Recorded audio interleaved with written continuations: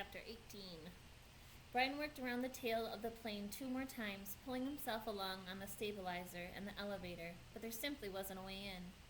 Stupid, he thought. I was stupid to think I could just come out here and get inside the plane.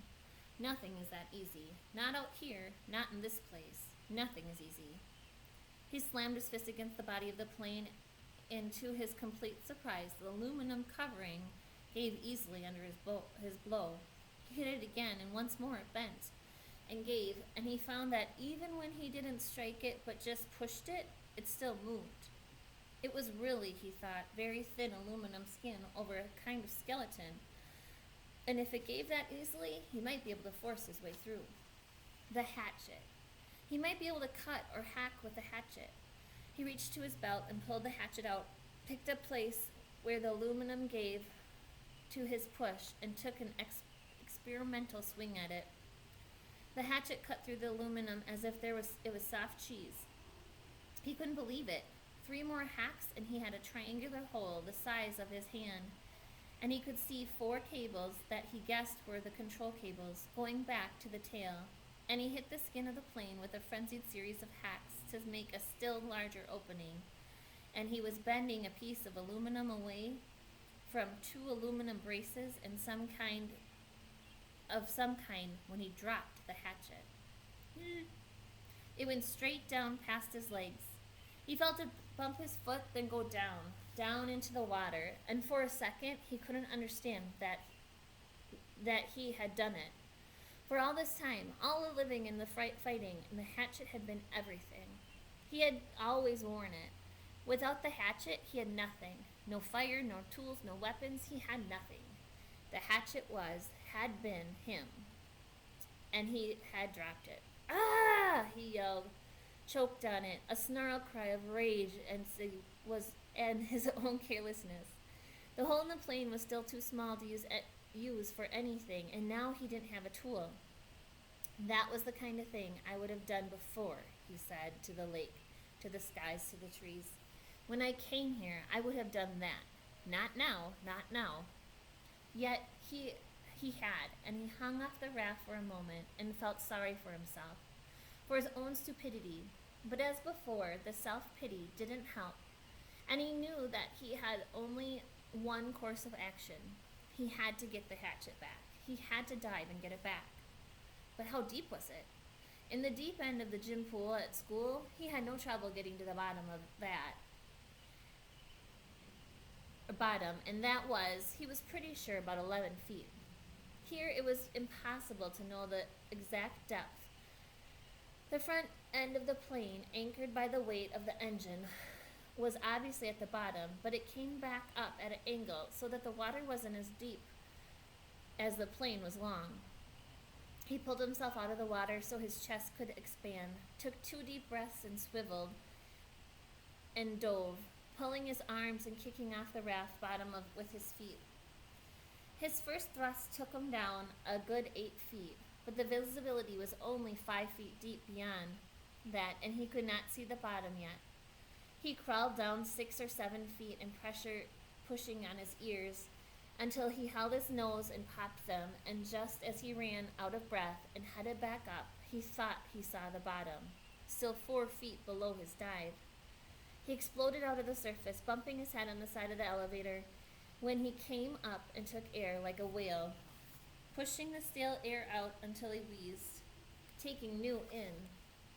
He would have to get deeper yet, and still have time to search while he was down there. Stupid, he thought once more, cursing himself. Just dumb. He pulled air again and again, pushing his chest out until he could not possibly get any more capacity. Then took 1 more deep lungful, wheeled, and dove again. This time he made an arrow with his arms and used his legs to push off the bottom of the raft. All he had in his legs, to spring snap to propel him down. As soon as he felt himself slowing a bit, he started raking back with his arms at his side like paddles and thrusting his legs like a frog. And this time he was so successful that he ran his face into the bottom of the mud. He shook his head to clear his eyes and looked around. The plane disappeared out and down in front of him. He thought he could see the windows that made him think again of the pilot sitting inside, and he forced his thoughts from it. He could see no hatchet. Bad air triggers were starting to go off in his brain, and he knew he was limited to seconds now, but he held for a moment and tried moving out a bit, and just as he ran out of air, knew that he was going to have to blow soon, he saw the handle sticking out of the mud. He made one grab, missed, reached again, and felt his fingers close around the rubber. He clutched it and in one motion slammed his feet down into the mud and powered himself up. But now his lungs were ready to explode, and he had flashes of color in his brain, explosions of color. He would have to take a pull of water, take it in his lungs, and just as he opened his mouth to take it in, the pull of water in the lake, his head blew out of the surface and into the lake. It was as if a balloon had exploded. Old air blew out of his nose and mouth, and he pulled new in again and again. He reached for the side of the raft and hung there, just breathing, until he could think once more, the hatchet clutched and shiny in his right hand.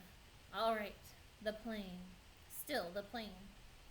He went back to the hole in the fuselage and began to chop and cut again, peeling the aluminum skin off in pieces. It was slow going because he was careful, very careful with the hatchet. But he hacked and pulled until he had opened a hole large enough to pull his head and shoulders in and look down into the water. It was very dark inside the fuselage, and he could see nothing, certainly no sign of a survival pack. There were small pieces and bits of paper floating on the surface inside the plane. Dirt from the floor of the plane that floated up, but nothing substantial. Well, he thought, did you expect it to be easy? So easy that way? Just open her up and get the pack, right? He would have to open it more, much more, so he could poke down inside and see what he could find. The survival pack had been zippered nylon bag, or perhaps canvas of some kind, and he thought it had been red, or was it gray? Well, that didn't matter. It must have been moved when the plane crashed and might be jammed down under something else. He started chopping again, cutting the aluminum away in small triangles, putting each on the raft as he chopped. He could never throw anything away again, he thought, because they might be useful later. Bits of metal, fish arrows or lures maybe. And when he finally finished again, he had cleaned away the whole side of the top of the fuselage that stuck out of the water.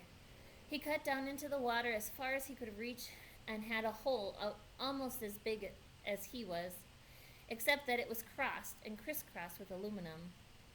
Or it might be steel. He couldn't tell. Braces and formers and cables. It was awful, tangled mess. But after chopping some braces away, there was room for him to wiggle through and get inside. He held back for a moment, uncomfortable with the thought of getting inside the plane. What if the tail settled back to the bottom and he got caught and couldn't get out? It was a horrible thought, but then he reconsidered. The thing had been up now for 2 days, plus a bit, and he had been hammering and climbing on it, and it hadn't gone back down. It seemed pretty solid. He eeled in through the cables of informers, wiggling and pulling until he was inside the tail with his head clear of the surface of the water and his legs down an angled floor. When he was ready, he took a deep breath and pushed down along the floor with his legs, feeling for some kind of fabric or cloth, anything with his bare feet. He touched nothing but floor plates. Up a new breath, then reached down to formers underwater and pulled himself beneath the water, his legs pushing down and almost to the backs and the front seats, and finally, on the left side of the plane, he thought he felt his foot hit cloth or canvas. Up for more air, deep breathing, then one more grab at the formers and pushing as hard as he could. He jammed his feet down and he hit it again. Definitely canvas or heavy nylon. And this time, when he pushed his foot, he thought he felt something inside of it, something hard. It had to be the bag. Driven forward by the crash, it was jammed into the backs of the seats and caught on something. He tried to reach for it and pull, but it didn't have the air left. He didn't have the air left in him, and went up for more. Lungs filled in great gulps, he shot back down again, pulling on the formers until he was almost there. Then wheeling down, head first, he grabbed at the cloth. It was the survival bag. He pulled and tore at it and loosened it, and just as he broke free and his heart leaped to feel it rise, he looked up, above the bag. In the light coming through the side window, the pale green light from the water, he saw the pilot's head. Only it wasn't the pilot's head any longer. The fish. Oh, the fish. He never really thought about it, but the fish. The fish that he had been eating all this time had to eat too. They had been at the pilot all this time, almost 2 months, nibbling and chewing, and all that remained was a not quite clean skull. And when he looked up, he wobbled loosely. Too much, too much. His mind screamed in horror, and he slammed back and was sick in the water. Sick so that he choked on it and tried to breathe water and could have ended there. Ended with the pilot where it was almost ended when he first arrived, except that his legs were jerked. It was instinctive. Fear more than anything.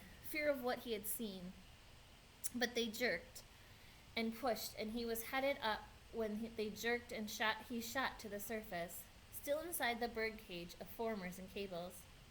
His head slammed into the bracket as he cleared, and he reached up to grab it and was free.